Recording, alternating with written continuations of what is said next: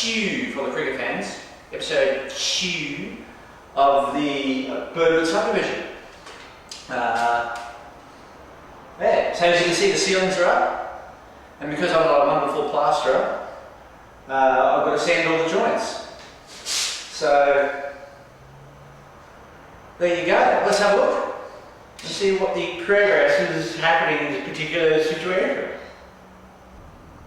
Our trendsetters were standing in the corner looking out towards where the peninsula will be, which is where this cupboard is conveniently located.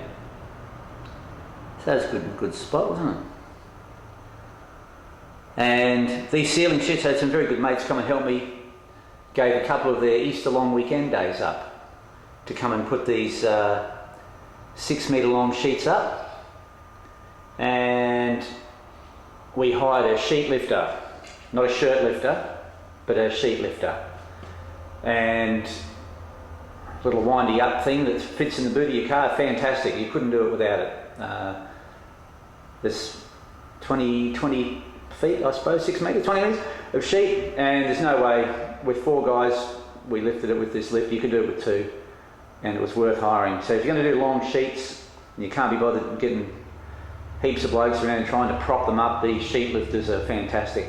And you can get them in exactly the right spot, no fumbling, and as I say, there's no way we could have done 6 metre sheets without this little lifter. So they're a ripper.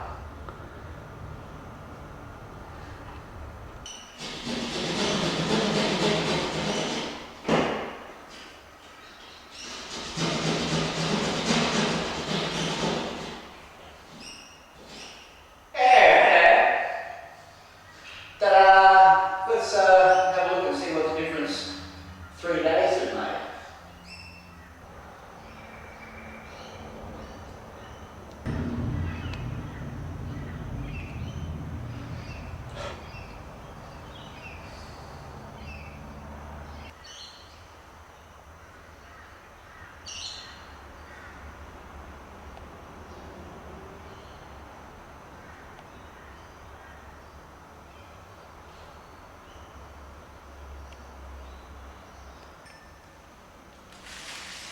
Okay, looking at the helix corner now, and then coming round to where the room has a 45-degree truncation. We're on the L shape of the room. Zipping around there, and up to the other end of the room.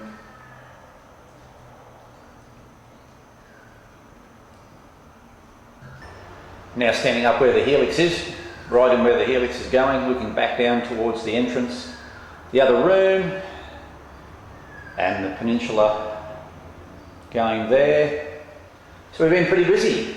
In 3 days I've sanded the ceiling, and some mates have been very generous with their help, and we painted the ceiling Saturday and did the walls Monday, and then I did the final coat on the walls yesterday and on the electrics lights today.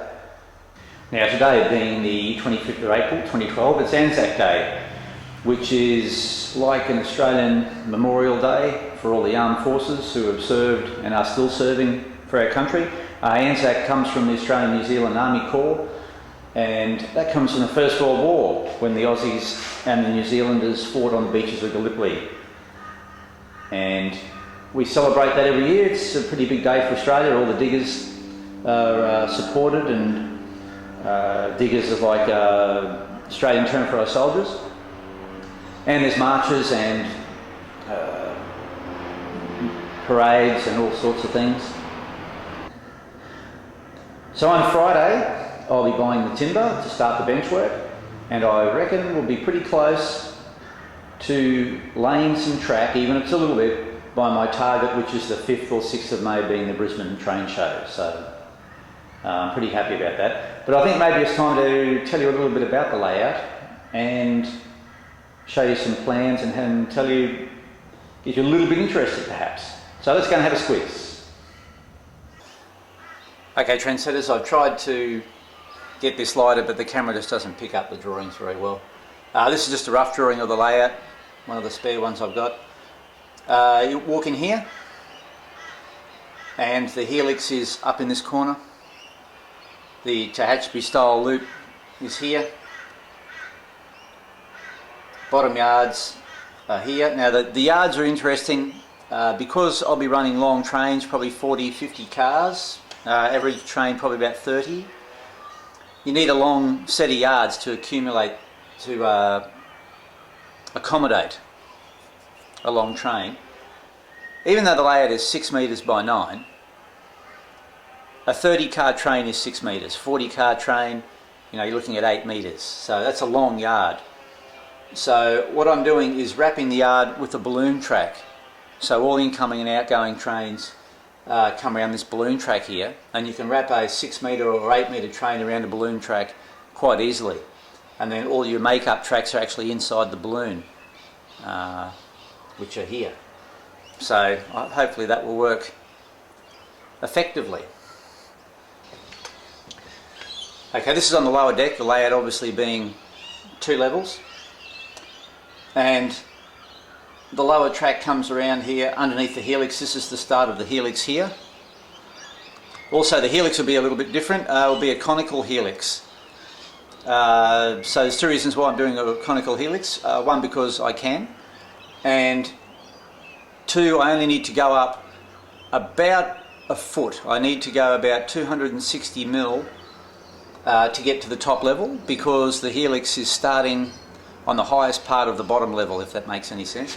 The 500 mil between the 2 decks, and I'm starting the helix at 240 mil, so it only needs to go 260 mil to get to the top, which is about 10 inches I think in the old money.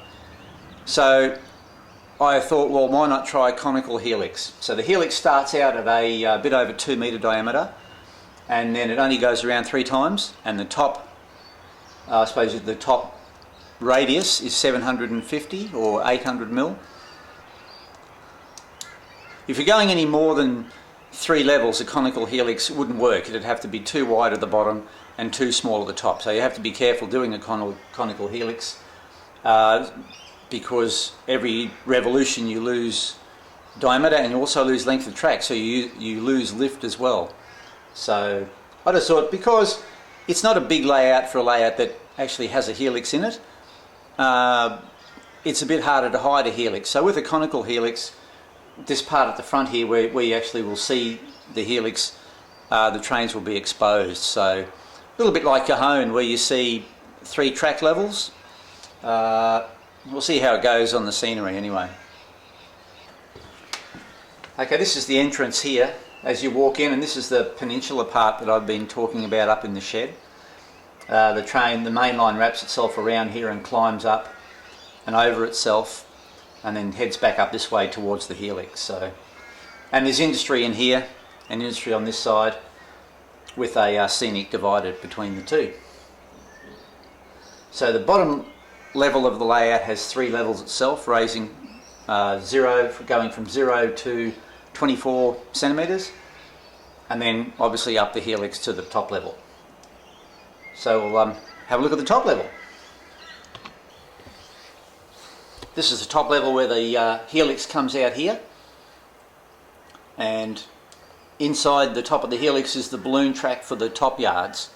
So the layout basically is 2 towns, 2 major towns, and with a main line between the 2. So most trains will be going between these 2 towns, and the length of the main line between the 2 towns is about 150 metres. That's if you go around once. If you decide to go around twice or take alternative routes, you can stretch it out to 300-400 metres, I suppose, depending on how far. But a direct route from one town to the other is 150 metres, and obviously about 20 metres of that is on the helix itself.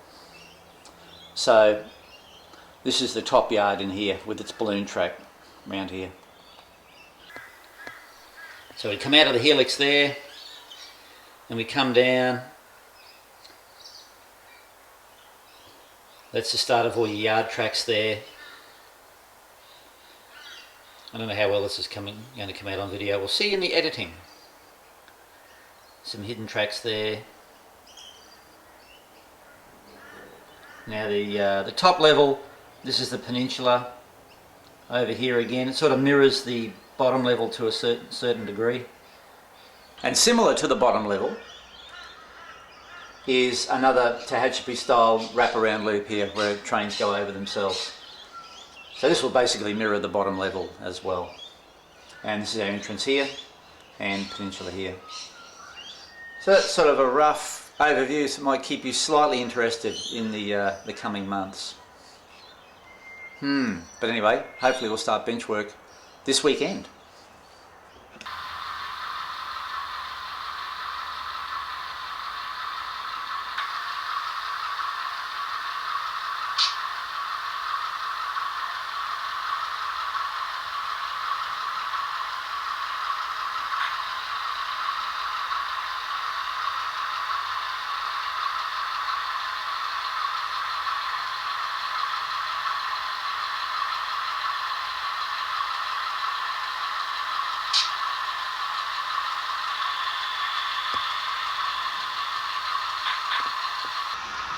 Well, trendsetters, I hope that's shed a little bit more light on the subject.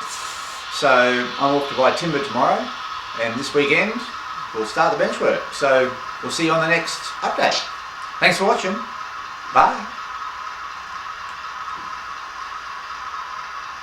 Toodaloo.